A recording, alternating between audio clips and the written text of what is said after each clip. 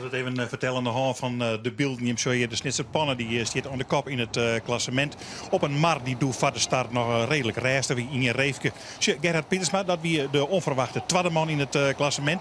Dat is dus wel aardig. Die is daarheen slopen. En eigenlijk lieke stil als de man die treden wordt. Dat is Albert Visser. Die staat op tweede plek in het klassement. Maar de oren zien hult dichtbij. En de zoe wordt veroordeeld kennen. Maar de zoe een hult soort veroordeeld kennen. Omdat de waasomstandigheden wie een satsenjoerd wie want de wien die zetten on en die zetten on. Doet er losgang waar voor een route van een treienhoekje hier op de mar in de richting van het eilandje. Dan weer om en dan weer om naar de start. Nou, die start ja, die leidt er aardig in.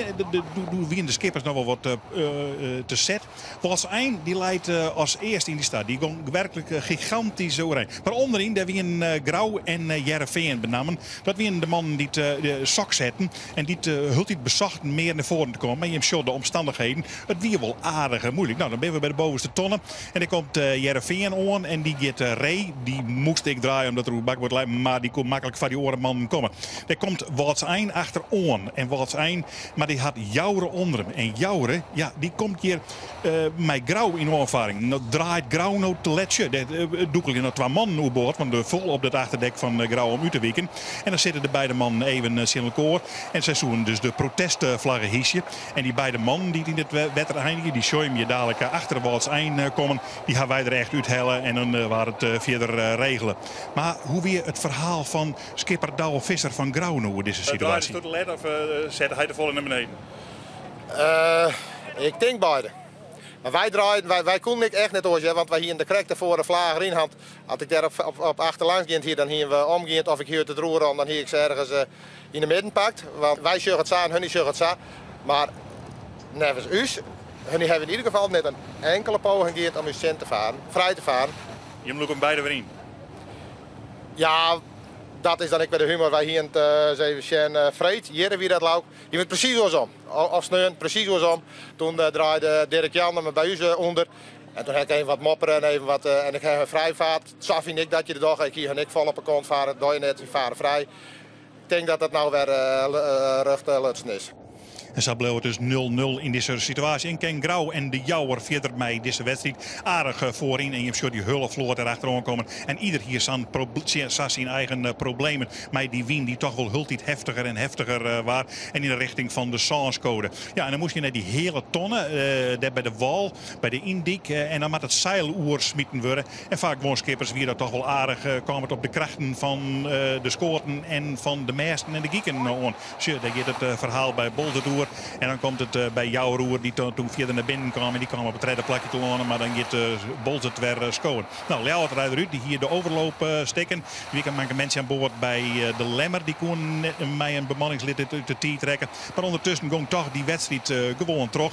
En die beide mannen van Grauw zie en ik weer aan boord. En dan kan je zo'n wedstrijd zielen. Ja, het is wel eens even wat nipt bij elkaar. Kom je om de tonnen. Dan komen ze hult tegen bij elkaar. Drachten en de Zuidwesthoeken. Maar het bleef al hier krek goed gaan. Maar volle wie het ik net verzels. En de omstandigheden die waren hultiet voeler en voeler en voeler. En die winkel Sijs bleef echt steen. En er kwamen wat vlaagjes van zand te vastkien. En dan hadden de skippers de nedige problemen verzeld.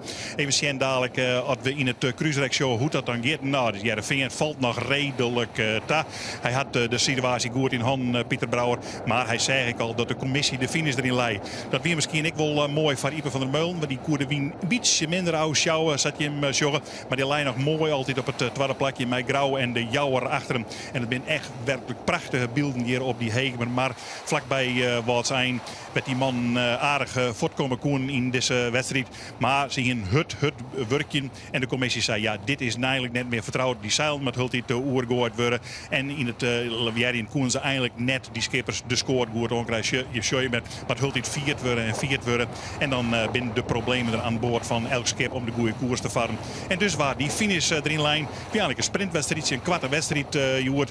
Maar de skippers eigenlijk voor 2 uur willen gaan ze wel gaan. Want ze hebben wel voor 4 uur strijden. Zo kan je dat zien. Nou, Jereveen komt hier op de finish aan. Geen enkel probleem bij de man West. En bij de man West is geen enkel probleem. Zij winnen en zij komen in het klassement. Dus ik weer wat vooruit. Want achterin daar wie de man helemaal vertiezen rekken. Nou, tweede wordt dus Waltsein. En ja, die ben wel heel erg blij. Ja, maar eens even jaren. Nou, dat weer de wraak dan van Vrede Joen. Kom er dan achteraan, die beide orenman die intussen de protestvlaggen eruit hellen hier. Jouweren zijt even omheug nog en dan komen we boven tonnen. Komt Grauw achterom en dan is het hulleszaakje weer binnen. En koe iedereen heel gauw binnen huis. Nee, een warm bakje koffie. Nou, en dat wie dan ik wel heerlijk. Dan komen we bij de uitslag van Joert. Het Jereveen eerste, elke zei het al. En we het jongen. Wat zijn tweede? De Jouwer. We Trets, Grauw, vierde. Bolzet van Pieter Meter op het vijfde plak. De Zuidwesthoeken, zegde. Snits, Zonde.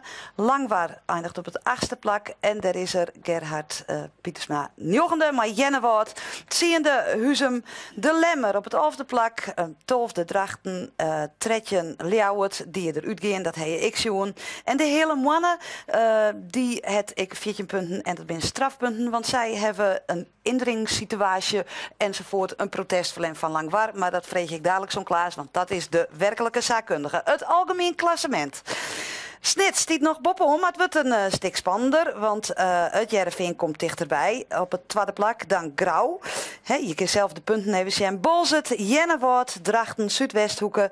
De Jouwer, Woordzijn, de hele mannen. De Lemmer, Langwaar, Ljouwer, tretjende en Huzum, 14e.